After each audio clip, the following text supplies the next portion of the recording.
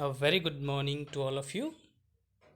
Today we are going to discuss limitations of Carnot vapor cycle. Yesterday we had discussed Carnot cycle, their different process,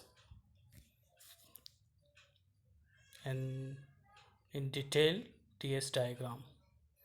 Now today we will discuss limitations. Though it has high efficiency, but still there is no any practical power plant based on the Carnot cycle. What are the reasons? What are the reasons? So एक बार basic देखते हैं. There are 4 devices in Carnot vapor cycle: boiler, turbine, condenser, compressor or pump. Here it is the temperature versus entropy diagram. 1 to 2 boiler, 2 to 3 turbine, 3 to 4 condenser, and 4 to 1 pump or compressor. So limitation are associated with these all 4 devices. We will discuss one by one. Now if we talk about the limitation in process 1 to 2 is constant temperature heat transfer. Constant temperature heat transfer, conversion of water to steam in boiler. So what is the limitation with this process? Heat transfer at constant temperature is only possible in wet zone. Heat transfer in constant temperature because constant temperature and constant pressure lines are coincide with wet zone. And the limitation associated with this process, as we know that Carnot efficiency is dependent upon T1 यानी कि higher temperature जितना ज़्यादा maximum होगा उतनी ही efficiency Carnot की ज़्यादा होगी. तो अगर हम वेट जोन में वर्क करते हैं, if we are working in wet zone, then we are limited to work only up to the critical point. And in case of water, the critical point of water is 374 degrees Celsius. We cannot work beyond this temperature. So this is the main drawback, main disadvantage in Carnot vapour cycle कि अगर temperature higher temperature ही हमने fix कर दिया तो efficiency उसकी automatically हम कम. अब now अगर हम इसके बियॉन्ड जाते हैं, if we are going to beyond, then see the difference. This line is constant temperature line, this line is constant pressure line. So here we cannot maintain the constant temperature heat transfer. अगर हम heat addition को बढ़ाते हैं beyond super heated zone में जाएंगे, then it is not easy to transfer heat at constant temperature. So this is, तो वो fix हो जाता है हमारा. चलिए अब देखते हैं कि जो टरबाइन में है वहाँ पे क्या डिफ़िकल्टी आने वाली है. टरबाइन में हम एक्सपेंड कर रहे हैं 2 to 3, रिवर्सिबल एडियाबेटिक एक्सपेंशन है, सेचूरेटेड स्टीम है, हाई क्वालिटी स्टीम है. यहाँ पे high quality steam means dryness fraction जो है इस पॉइंट पे 1 है बिल्कुल, यानी कि टोटल 100% वेपर है. इसको हम सेचूरेटेड वेपर लाइन भी बोलते हैं. This point is saturated vapour, 100% vapour है, हाई क्वालिटी स्टीम है.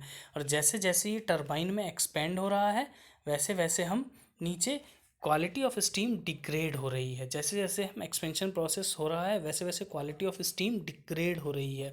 और पॉइंट 3 देखिए कितना क्वालिटी स्टीम डिक्रीज हो गई. क्वालिटी ऑफ स्टीम डिक्रीज होने का मतलब है कि एक्स जो है, एक्स की वैल्यू अराउंड 0.8 0.9 यानी कि कुछ डिक्रीज हो रही है.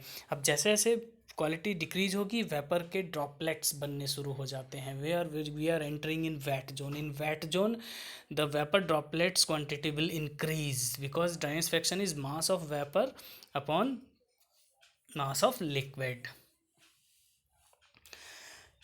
जैसे ही ड्रॉपलेट की क्वांटिटी बढ़ेगी लिक्विड्स की, तो टरबाइन में ब्लेड लगे होते हैं और एट हाई आरपीएम वो रन करता है.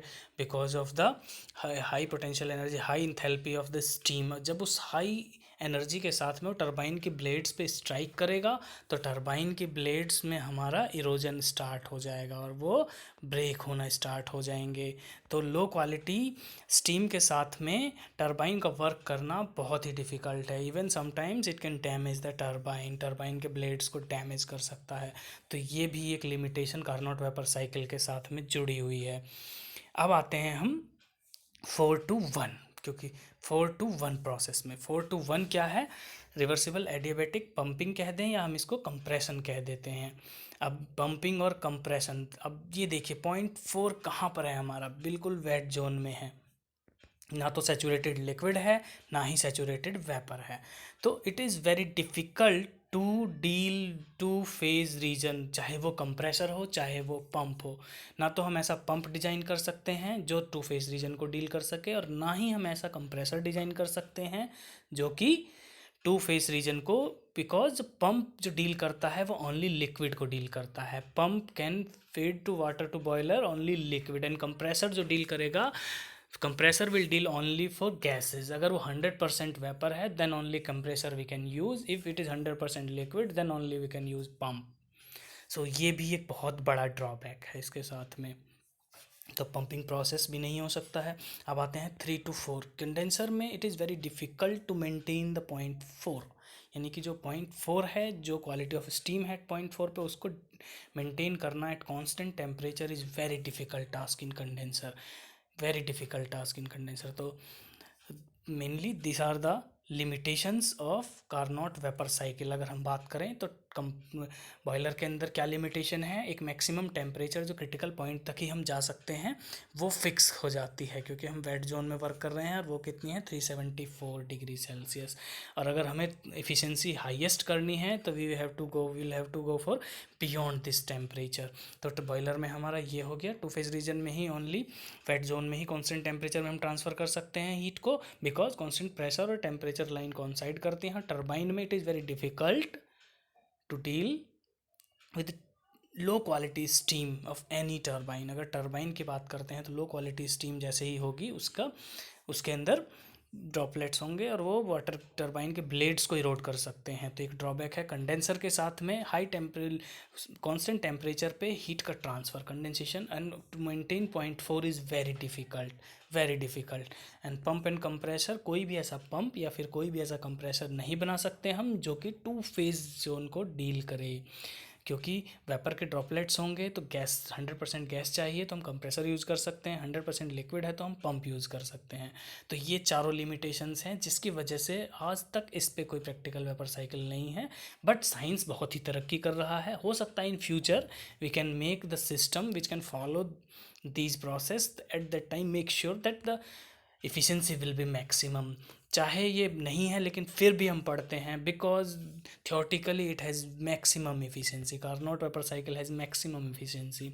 इन फ्यूचर साइंस हो सकता है इतनी प्रोग्रेस करे और हम कुछ सिस्टम या कुछ ऐसा बना सके जो आइसोथर्मल सुपरहीटेड स्टेट में भी हम आइसोथर्मली ट्रांसफ़र कर सके। Eight that time the efficiency of power plants will be very very high and the losses in the power plants will be very very low. So I hope कि आप लोगों को सब समझ में आया होगा कि क्यों कार्नोट साइकिल पावर साइकिल पे पावर प्लांट बेस्ड नहीं है आज तक, बट स्टिल हम क्यों पढ़ते हैं इसे। This is the reason. Okay, goodbye. In next lecture we will discuss Rankine power cycle.